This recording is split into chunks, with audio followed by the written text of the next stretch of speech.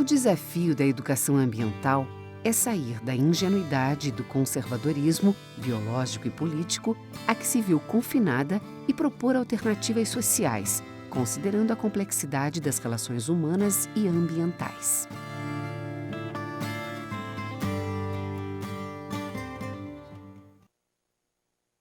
Oi, gente. Para contribuir para superar essa ingenuidade da educação ambiental que o texto fala, é que nós vamos trabalhar a aula de hoje. Nosso tema da aula de hoje é Repensando a Educação Ambiental.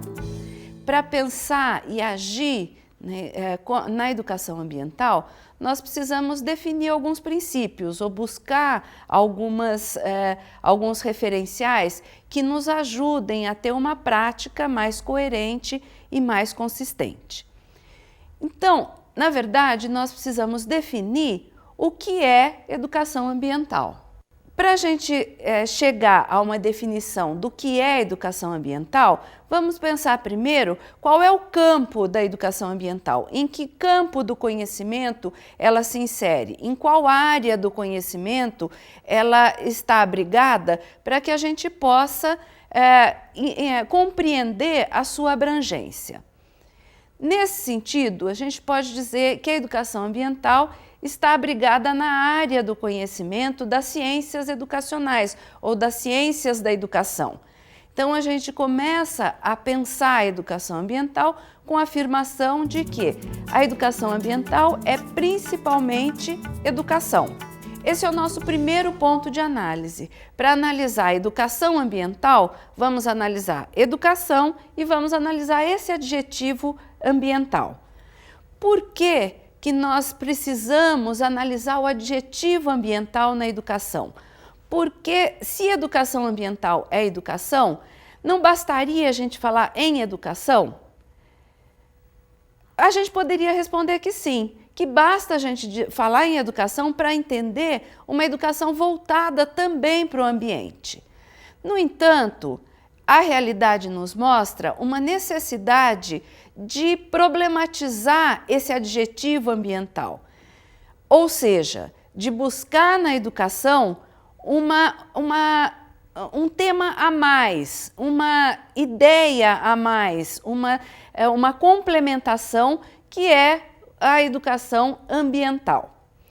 Bem, isso ocorre porque a forma como nós organizamos a educação moderna, né, nós nos esquecemos um pouco de pensar nas relações do homem com o ambiente.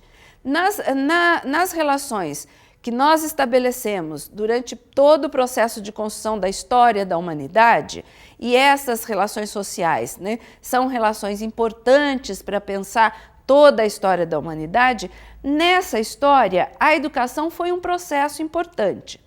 Se a gente pegar só um momento mais atual da história moderna, nós vamos ver como foi importante o processo educativo para a formação deste sujeito moderno.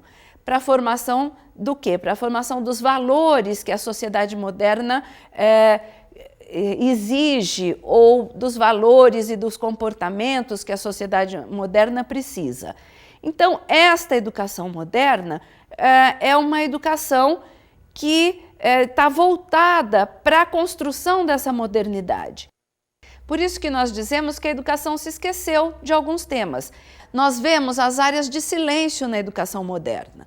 O professor Mauro Grum é que discute muito essa ideia de que a temática ambiental, a relação da humanidade com o ambiente, né, a relação com a natureza foi esquecida da educação.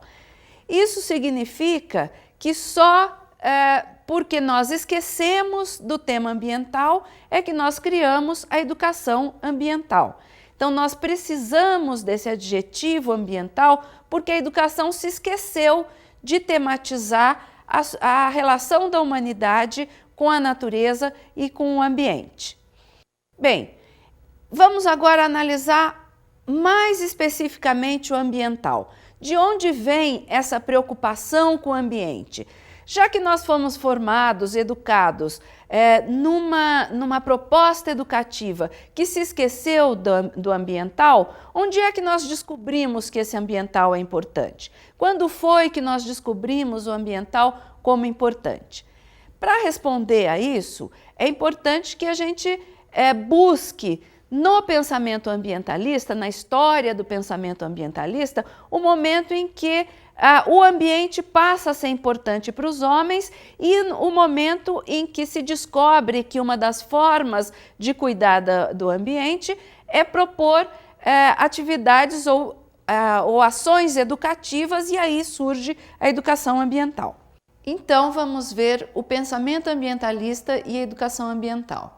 Vamos voltar um pouquinho lá para a década de 70, quando o movimento ambientalista, que fez todo aquele barulho de salve as baleias, vamos cuidar do clima, enfim, né, todo aquele barulho que foi bastante grande, na década de 70 ele se consolida como um movimento um pouco mais maduro do que essas ações pontuais e do que essas ações até, eu diria, ingênuas, né? Como disse o texto do início, essas ações ingênuas de salve as baleias ou salve o mico-leão de cara dourada ou salve a ararinha azul, como se a temática ambiental fosse construída de ações tão pontuais assim.